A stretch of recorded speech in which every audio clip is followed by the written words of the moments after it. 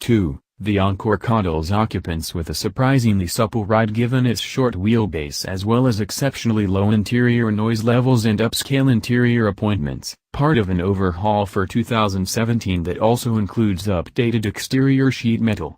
Those traits may not necessarily qualify the Encore as luxury, but they are subliminal elements in vehicles we regard as premium. The Encore offers two engine choices, both 1.4-liter four-cylinders, both turbocharged, both long-stroke designs, yet one is standard and the other is an upgrade option. There are significant distinctions. For example, the base engine has a slightly smaller bore, a little less displacement, 1,364 cubic centimeters versus 1,399, a lower compression ratio, 9.5 to 1 versus 10.0:1, and port rather than direct fuel injection.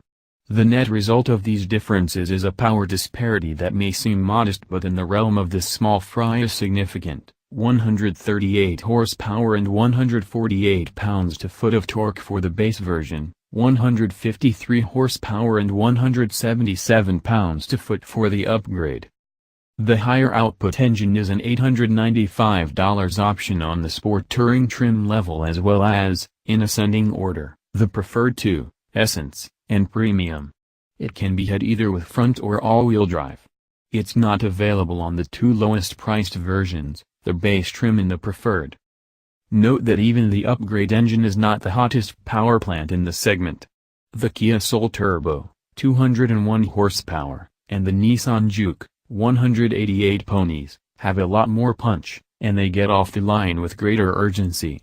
The Jeep Renegade offers a 180 horsepower 2.4-liter, but in rugged Trailhawk trim it's pudgy at nearly 3,600 pounds and a tad lethargic.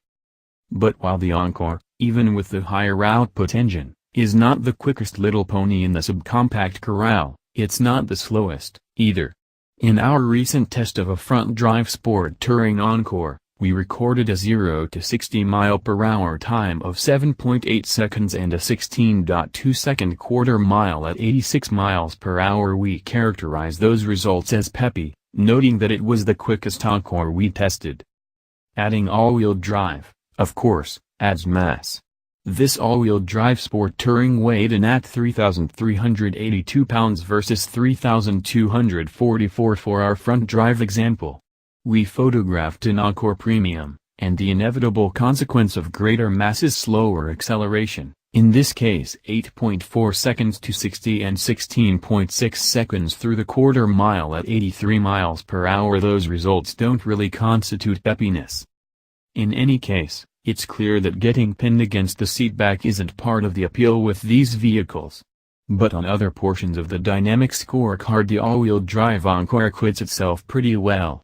Brisk maneuvers bring an abundance of rock and roll, but the steering is reasonably quick, 2.8 turns lock to lock, and more tactile than some. And the payoff for suspension tuning that favors compliance over roll stiffness is ride quality that's benign even on washboard unpaved roads.